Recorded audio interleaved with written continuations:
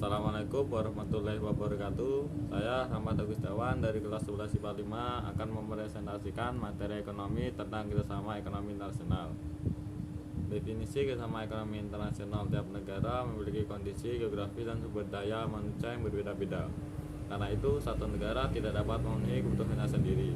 Inilah kemudian menjadi salah satu faktor pendorong bagi negara-negara untuk melakukan kerjasama ekonomi internasional.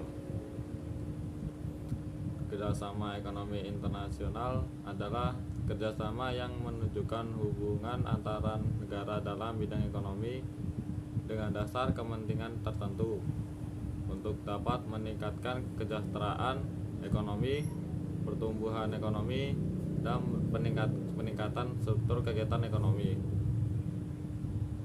Kerjasama ekonomi internasional sendiri merupakan bentuk hubungan yang dilakukan satu negara dengan negara lain untuk memenuhi kebutuhan rakyat dan kepentingan negara. Ada berbagai macam bentuk kerjasama internasional, diantaranya adalah kerjasama di bidang politik, sosial, pertahanan, dan keamanan, kebudayaan, serta ekonomi. Kerjasama internasional yang satu ini juga tidak sama dengan perdagangan internasional. Cakupannya lebih luas karena kerjasama ini adalah kerjasama antar negara di bidang ekonomi dengan tujuan untuk meningkatkan kesejahteraan ekonomi, pertumbuhan ekonomi, hingga struktur kegiatan ekonomi nasional. Tujuan kerjasama ekonomi internasional kerjasama ekonomi internasional antar negara meliputi hal berikut: 1. Memenuhi kebutuhan dalam negeri akan barang atau jasa. 2. Memperluas pasar hasil produksi barang atau jasa atau memajukan perdagangan dunia. Mendorong peningkatan produktivitas hasil produksi, memperluas lapangan kerja, menambah devisa negara, mendistribusikan manfaat sumber daya, mengurangi ketimpangan antara negara maju dan negara berkembang, serta mempercepat pembangunan ekonomi dunia dan meningkatkan kualitas hidup bangsa-bangsa di dunia. Manfaat kerjasama ekonomi internasional diantaranya adalah: 1. Memperkuat dan meningkatkan kerjasama ekonomi, perdagangan, dan investasi di antara para anggota. 2. Meliberalisasi secara progresif dan meningkatkan perdagangan barang dan jasa, serta menciptakan suatu sistem perdagangan yang transparan dan mempermudah investasi. 3. Menggali bidang-bidang kerjasama yang baru dan mengembangkan kebijakan yang tepat dalam rangka kerjasama ekonomi di antara para anggota. 4. Memfasilitasi integrasi ekonomi yang lebih efektif dari para anggota dan menjabati kesenjangan pembangunan ekonomi di antara para anggota. Bentuk-bentuk kerjasama ekonomi internasional terbagi dalam 4 kategori, yaitu kerjasama ekonomi bilateral, regional, multilateral, dan antarregional. Kerjasama ekonomi bilateral adalah kerjasama ekonomi yang melibatkan dua negara dan bersifat saling membantu. Contohnya, kerjasama ekonomi antara negara Indonesia dan Malaysia dengan Inggris, Indonesia dengan Amerika, Indonesia dengan Australia, dan sebagainya. Kerjasama ekonomi regional adalah kerjasama ekonomi di antara beberapa negara yang berada di kawasan tertentu. Contohnya ASEAN, Uni Eropa, EFTA, APEC, AFTA, dan sebagainya. 3. Kerjasama ekonomi multilateral atau internasional adalah kerjasama ekonomi yang melibatkan banyak negara dan tidak terkait oleh batas region atau wilayah atau kawasan negara tertentu. Contohnya kerjasama antara Indonesia, Jerman, Prancis, Jepang, Inggris, Korea, Cina, Rusia, Inggris, dan sebagainya. 4. Kerjasama ekonomi antarregional, yaitu kerjasama ekonomi di antara dua kelompok lembaga-lembaga kerjasama ekonomi internasional. Berikut ini adalah contoh lembaga-lembaga kerjasama ekonomi internasional. 1. ASEAN atau Association of South Asian of ASEAN Nation atau Persatuan Negara-Negara Asia Tenggara. ASEAN merupakan suatu kerjasama negara-negara untuk kestabilan ekonomi, politik, dan sosial budaya. ASEAN didirikan pada tanggal 8 Agustus 1967 dengan tujuan mempercepat proses pertumbuhan ekonomi, sosial, kebudayaan Asia Tenggara umumnya dan anggota pada khususnya. 2. Mewujudkan terciptanya perdamaian dan kestabilan di kawasan Asia Tenggara. 3. Menciptakan kerjasama yang aktif dalam bidang sosial ekonomi dan kebudayaan. Yang kedua, IMF atau Dana Moneter Internasional. Badan ini lahir pada tanggal 27 Desember 1945 setelah diadakan konferensi di Bretton Woods, Amerika, dengan maksud untuk melancarkan kembali moneter internasional yang meliputi penetapan kurs devisa, pemeliharaan kurs devisa, membantu negara anggota dalam menghadapi kesulitan neraca pembayaran, memberi saran pencegahan inflasi dan sebagainya. Yang ketiga ada IBRD atau World Dunia, yaitu Bank Dunia. IBRD ini didirikan pada tanggal 27 Desember 1945 dengan tujuan untuk membantu pembiayaan usaha-usaha pembangunan dan perkembangan negara-negara anggotanya dengan memudahkan penanaman modal untuk tujuan produktif atau singkatnya IBRD bertugas untuk menangani masalah investasi internasional.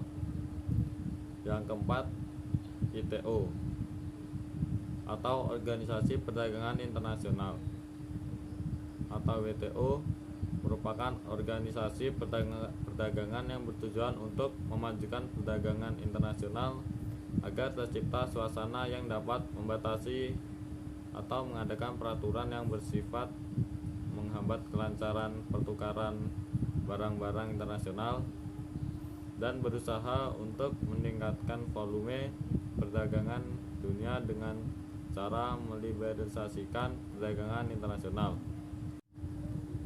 Yang kelima ada IFC atau Badan Keuangan Internasional. IFC ini didirikan pada tanggal 24 Juli 1956, bertugas memberikan pinjaman kepada pengusaha swasta dan membantu pengalihan investasi luar negeri ke negara-negara yang sedang berkembang. Sedangkan tugasnya adalah memupuk perkembangan ekonomi di negara-negara anggota, terutama memberikan kredit jangka panjang kepada pengusaha swasta tanpa jaminan dan pemerintah. Yang keenam ada IDA atau Perhimpunan Pembangunan Internasional. IDA didirikan pada tahun 1960 di Washington DC atau Amerika Serikat dengan tujuan untuk mendorong kemajuan ekonomi negara-negara yang sedang berkembang dan memberikan pinjaman dengan syarat pinjaman yang ringan. Yang ketujuh ada UNCTAD atau Konferensi PEB tentang Perdagangan dan Pembangunan. UNCTAD didirikan dengan maksud untuk mengusahakan kemajuan perdagangan dunia dan mengatur komoditi, hasil industri, pengalihan teknologi, perkapalan dan lain-lain, dan untuk menyalurkan serta melancarkan perundingan internasional mengenai ekspor impor atau negara industri dengan negara yang sedang berkembang, yang sering disebut Dialog Utara Selatan, ILO. Yang kedelapan ada ILO atau Organisasi Buruh Sedunia. ILO ini didirikan dengan tujuan untuk menciptakan perdamaian melalui keadilan sosial, perbaikan nasib buruh, stabilisasi ekonomi sosial, dan menyusun hukum perburuhan. 9 ada UNDP atau Program Pengembangan PBB. UNDP merupakan suatu badan yang memberikan sumbangan untuk membiayai survei jalan di Indonesia dan menangani program pengalihan teknologi. Yang ke-10 ada UNIDO atau Organisasi Pengembangan Industri PBB. UNIDO ini didirikan dengan tujuan untuk pengembangan industri seperti pembukaan lapangan baru di bidang industri, perbaikan sistem industri yang masih ada, dan lain-lain. Yang ke-11 ada APO. Organisasi ini didirikan pada tahun 1961 dengan maksud untuk meningkatkan peranan produktivitas dan pengembangan ekonomi. Yang kedua, untuk meningkatkan usaha-usaha di bidang kegiatan tertentu, khususnya pertanian dan perindustrian.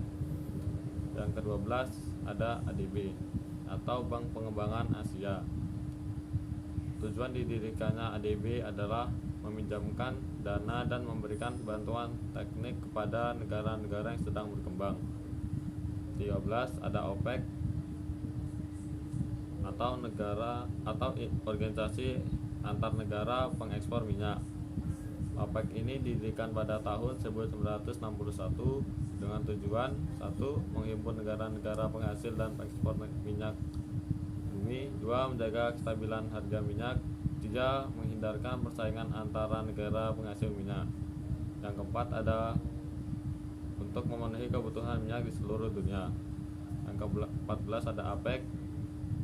APEC ini didirikan pada bulan November 1989 yang merupakan gabungan antar negara Asia Pasifik atau Selatan atau negara yang sedang berkembang dengan tujuan untuk memperbaiki dan meningkatkan keadaan ekonomi negara anggotanya. Untuk mencapai tujuan tersebut, maka kerjasama APEC dewasa ini mencakup 3 program kegiatan utama, yaitu 1. Program yang berkaitan dengan upaya liberalisasi perdagangan.